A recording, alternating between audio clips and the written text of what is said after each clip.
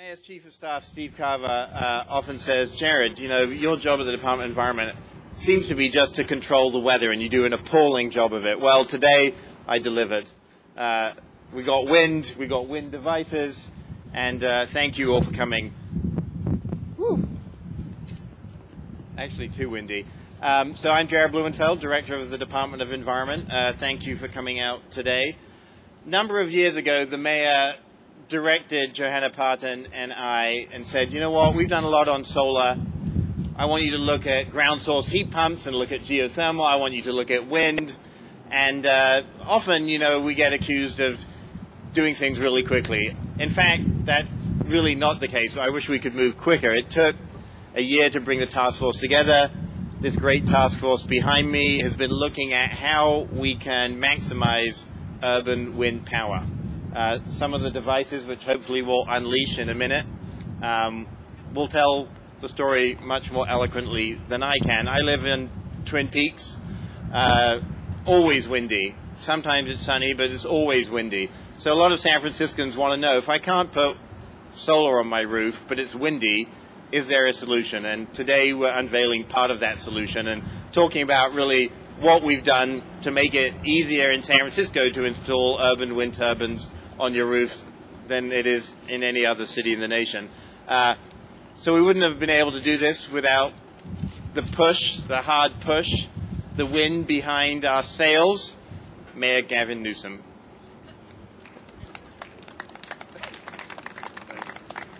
Thank you, Jared, and thank you to all the task force members that really made this happen, that came to my office a number of years ago and said, you've got to check out this project called Casa Verde. It's a house down in the Mission area, and come down and see what this property owner is doing in terms of fulfilling some of the goals and visions that were at the time being set forth on our Green Building Task Force and their efforts. The idea being that green buildings should not just be about solar and recycled materials and focusing on cogeneration and wastewater reduction, but it also needed to have a component that candidly we weren't thinking a lot about at the time, and that was wind generation.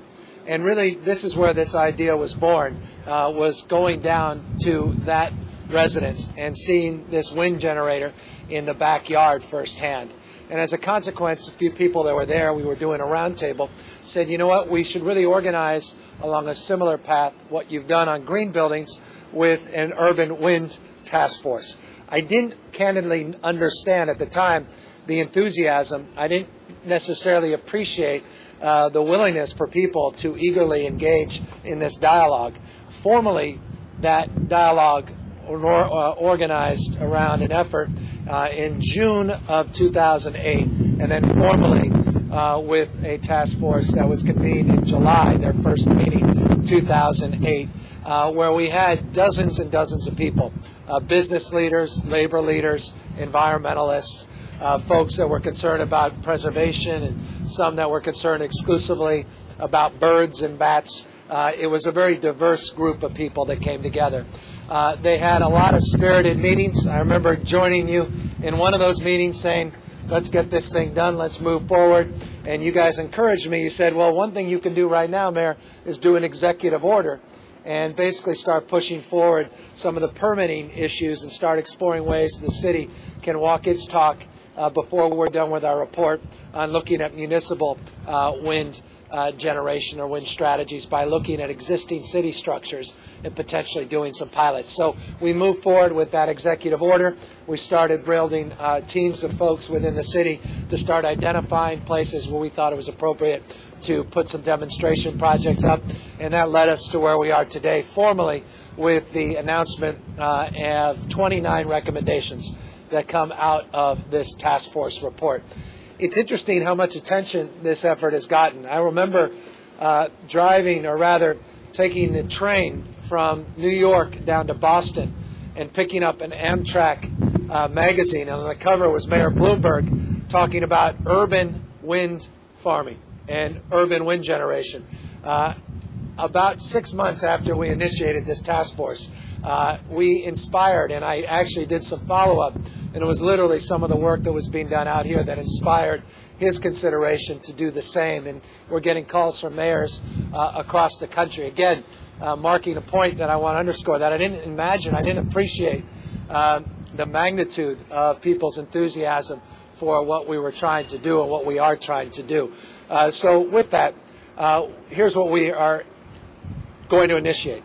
We're going to do a series of city projects. As you may or may not know, we've got a number of small and micro wind projects already in San Francisco. A number of them in the Castro, Bernal Heights area. Some of them, one of them in Randall Museum, a small one at the zoo. We're looking to do some larger scale projects at the zoo, Ocean Beach, and then notably some large scale demonstration projects out on Treasure Island. It seems self-evident and appropriate that Treasure Island would be a natural place to move. We're going to be moving forward to streamlining regulations, streamlining permitting, so that we can allow for some as-of-right zoning for some micro and small urban wind projects in San Francisco. The way we do that is we need to map the city first, a recommendation that came out of this task force report, to actually determine the microclimates within the city, to identify the most appropriate places to put these wind turbines.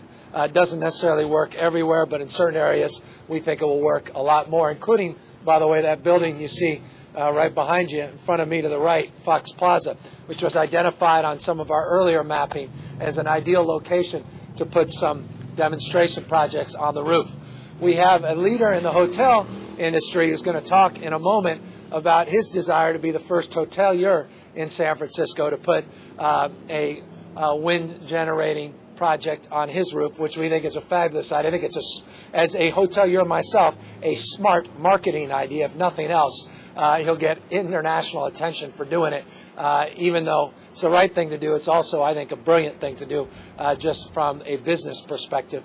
And you're going to hear some more from some of the task force members about other proposals and recommendations that come out of this task force report. Long-windedly, let me close by shortening it up. I just think this is an exciting effort and initiative. The idea is to challenge people's perspective that wind is a rural or suburban phenomenon and not necessarily an urban phenomenon. We believe wind needs to be part of the urban mix of renewables. Our goal is to have 50 megawatts of renewable energy being generated within the city and county of San Francisco over the next few decades. It's not just solar, though, as you know, we've made a lot of progress there. It's not just in terms of other energy generating strategies, be it biomass and algae-based biofuels and the like, but also we believe wind will play a big part of that. Still a lot of questions outstanding, still a lot of asterisks that need to be resolved, but nonetheless a lot of enthusiasm and a lot of leadership in the city. And so I want to thank again all of you for that example, and thank Jared and his stewardship of this effort, and Johanna and her stewardship, and my former director, Wade Crowfoot, for his outstanding leadership of convening this work group and getting us as far as we are. And finally, to the PUC and Barbara Hale. The PUC has been our principal partner. They're the ones putting out these wind meters throughout the city in about 20 locations. And the idea ultimately will be to do a wind map like we did our solar map. So you could figure out exactly by going online whether or not your roof is adequate or your backyard is adequate for these type of small scale or micro wind generating projects. Final statement. This Civic Center will also be a demonstration project. We are looking to create the first sustainable urban civic center in the United States of America. That's why you don't see grass back here. We are looking at scaling some of the work we've already done on electric vehicles and the plug-in hybrids and some of these alternatively fueled vehicles, looking at cogeneration strategy, looking at pulling some of these buildings, public, private buildings, but primarily state, federal, and local buildings off the grid, and then connecting it with what will be one of the most exciting new developments in our city and arguably in our city's history. And that's the space that you see vacant right here to my left, to your right, where you see the sign that says Golden. That's 525 Golden Gate. and it will be the site of the new Public Utilities Commission headquarters, which will be one of the greenest buildings ever designed in our city's history. That includes a large-scale wind-generating component on the top of that roof, which will be the icon that connects this new urban sustainable district in partnership with the Clinton Global Initiative in order to, again, challenge people's appreciation of these technologies and begin to organize a system, not just the individual components, but a system of sustainability that we believe can be scaled across the country and around the world. So with that, I will turn it back over to Jared, and we will hear from the folks that made all of this happen.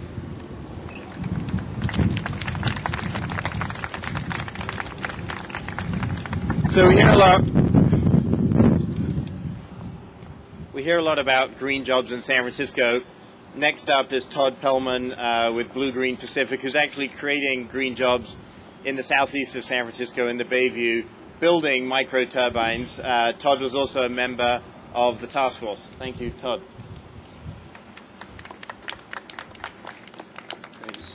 On behalf of the Urban Wind Turbine community and as a member of the Urban Wind Task Force, I'd like to thank Mayor Newsom and California Assemblymember Amiano for their leadership on this important issue and believing in and establishing the San Francisco Urban Wind Task Force.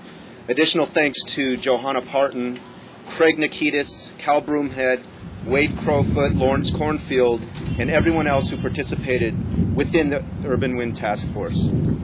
In the summer of 2006, I attended a meeting at the Department of the Environment and pitched the idea of San Francisco's first permitted power generating wind turbine.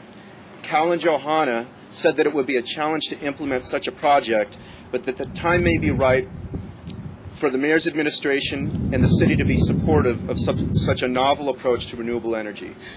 They were correct, and I'm indebted for it. As a San Francisco-based micro wind turbine manufacturer, Blue Green Pacific is grateful for the formation of the Urban Wind Task Force, mainly because it showed willingness and desire to explore an alternative solution for distributed wind generation. Some of the key issues facing the adoption of small distributed wind energy were brought to light. The most significant being siting, cost for installation, permitting, and wildlife. The conclusion of the task force provided both valid suggestions and guidance in order to address the issues facing the small urban wind technology. Again, we greatly appreciate San Francisco's willingness to listen, support, and organize activities for distributed wind energy, as it shows great foresight. And we look forward to continuing to develop this nascent technology with the help of the city. Thanks. Next up is Michael Pace from the W Hotel. Michael works extensively with the city to try and green not only San Francisco W Hotel, but the W Hotels across the Starwood set of companies. He's doing everything from serving organic wines to looking at how to reduce the amount of garbage they have. He's a champion composter, and he's a Maltese falcon. Michael is one of the only people I've ever met from Malta. I have no idea if it's windy or not there, but he's been an incredible asset and to the environmental community in San Francisco, because he really can speak from a business perspective. Michael? Well, hi there again. As was mentioned, my name is Michael Pace. I'm General Manager at the W Hotel here in San Francisco, also our Director of Sustainability. The W is really thrilled to be part of this, the Mayor's Urban Wind Task Force. It ties in very closely to our passion for sustainability. And I feel as a General Manager of a hotel, there's a lot more we can do in general in our commercial enterprises, but especially in the hotel industry. So what we hope to do as we go about our business is to really show and lead by example. And if we share our passion and our ideas and what we're doing in sustainability, we hope others will get energized and follow suit or come up with even better ideas and keep moving forward. It's critical at this time that we do this not for the marketing aspect only, but more importantly because it's the right thing to do. So we've been thrilled to be part of this process for about 1.5 years now, working very actively with the city departments, with wind turbine installers, developers, and different city departments. In fact, the W began about 2.5 years ago a very aggressive sustainability program. We're Energy Star rated, we're in the process of being certified as a LEED building, and we're working through the process of being certified as a green business by the Department of the Environment. All good stuff. But what really got us excited was the mayor's concept here and the task force's concept of developing or harnessing the wind energy that's so obvious today. And I thought, what better way to promote that than to get involved as a commercial entity and do it for the right reasons. So besides the city demonstration sites, we are looking to develop a small demonstration site on our hotel. And I'll tell you why we'll do this. We have a very small roof, but it doesn't matter. We can get a demonstration site up there. My feeling is it'll encourage other business owners and other hoteliers in the city to look at what we're doing, come on our tours, learn from our example, and get incentivized and encouraged to do likewise. I really believe this is the future of harnessing energy in a city like San Francisco, where we've always been cutting edge and we dare to be different. This is the next way forward. Soon every other city will be following us. So we've been thrilled to be part of this process, and I'll be honest, I've been really pleasantly surprised at the amount of enthusiasm and cooperation between different city departments, different manufacturers who quite honestly should be competing with each other, and commercial entities. It's really been a camaraderie focusing on the betterment, and the next big thing that's the right thing to do is reduce our footprint on the environment as we go about our business. So I thank everybody here for their support as well, and the mayor and the rest of the team, and hopefully the next get-together we have, I'll be inviting you guys over for some ecolicious cocktails at W, and we can look up in awe at some funky-looking turbine that looks like art more than an energy generator. So thanks very much. Great. I don't know if there are any specific questions from any of the task force members or the mayor about any of these technologies. I also wanted to thank Lawrence Cornfield, who's at the Department of Building Inspection.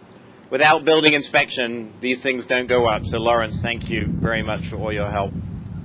Any specific questions on wind? We've unleashed one of these. Apparently, we can't turn it into the wind because then we couldn't stop it. It'll just keep going forever, which I guess tells the story pretty well. Any questions? I'm kind of blocked with the San Francisco Examiner. I'm wondering if does the Wind Task Force and this LED street lighting initiative include Silicon Valley? Is it a roll-out calendar for all the communities, Burlingame, Hillsborough, Palo Alto, etc.?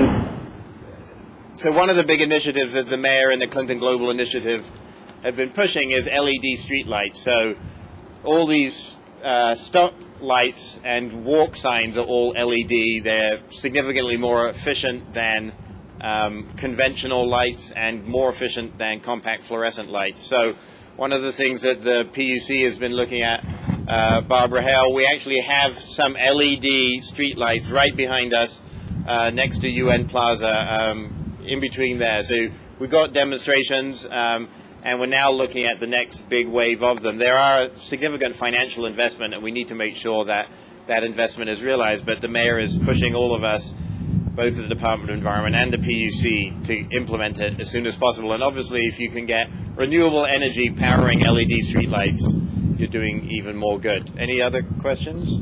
Yeah, I think the mayor talked about a goal of 50 megawatts of power generated through the wind turbines.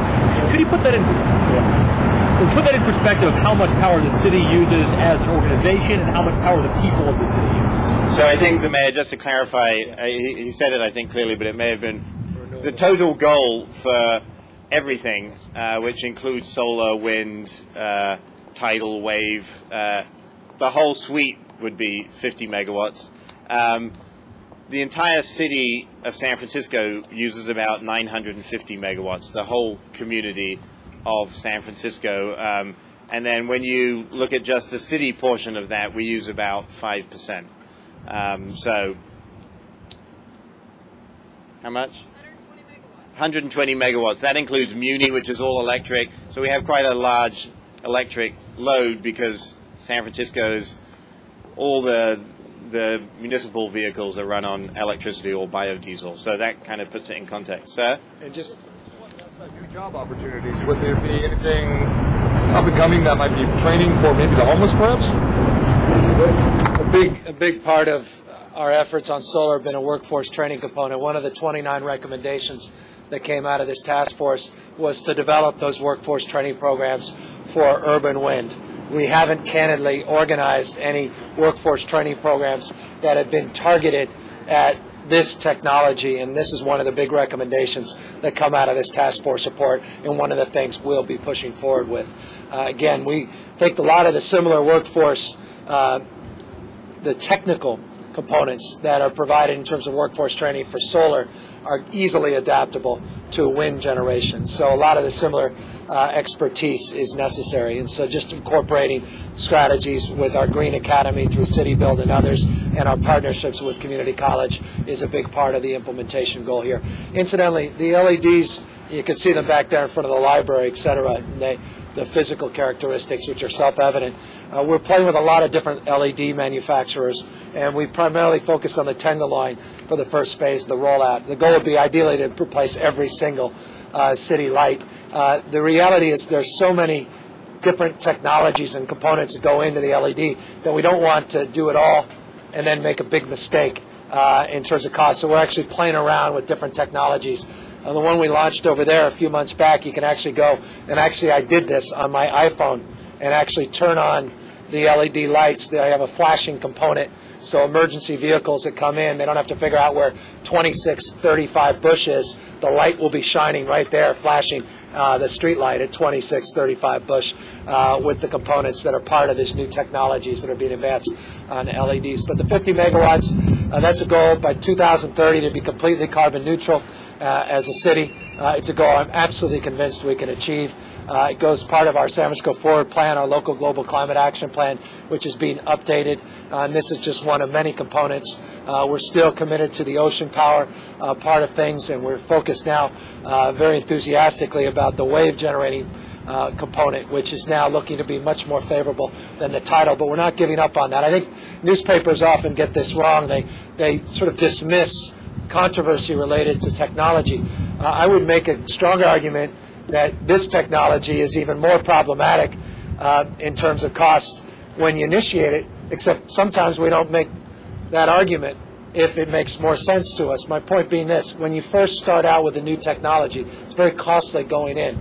But once you scale it, the costs drop significantly. We've seen that with wind generally. We've seen that with solar generally. You're going to see that with ocean power as well. But there has to have the courage and leadership to be the first. And San Francisco wants to be the first and lead the effort in terms of those technologies as well.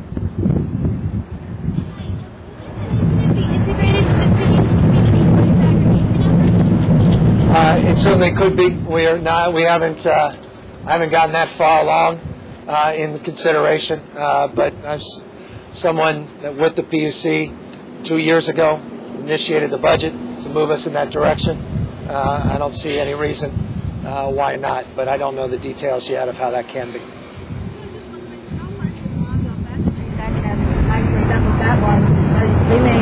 Whose is that? Yeah. Tell everyone, what is this? What will this do? Does this turn on a light bulb? Yeah, depends on how much the wind's blowing and how big your light bulb. This is actually an alpha generation, so it's still in development. This we launched in the city. We have 3 installations now, 2 rooftop residential and 1 in the San Francisco Zoo. This particular one actually is on loan from San Rafael High School. This is slated to go on their roof. They were kind enough to donate it for this demonstration. And yeah, we're working on a residential solution, and it's a very difficult one. And that's why it's taking a long time, but with Mayor Newsom and the help of San Francisco, we feel that we're on the right track. That's going to depend on how fast the wind blows, of course.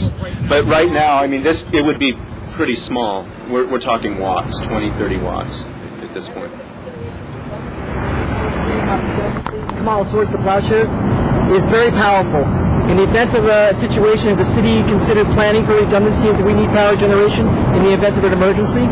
It's a very powerful concept. Having wind, solar, waves as 3 separate units in the event that main power does drop. So has there been a consideration to increase the 50 watt at some point down the road? We certainly will have a better chance with the more energy systems that are implemented and in use. So yeah, we're not pushing just wind energy technologies. I think everything, the whole portfolio needs to be implemented. But it's a very good point. Thank you all. All the task force members are available to talk individually, and the mayor is here too. Thank you very much for coming today.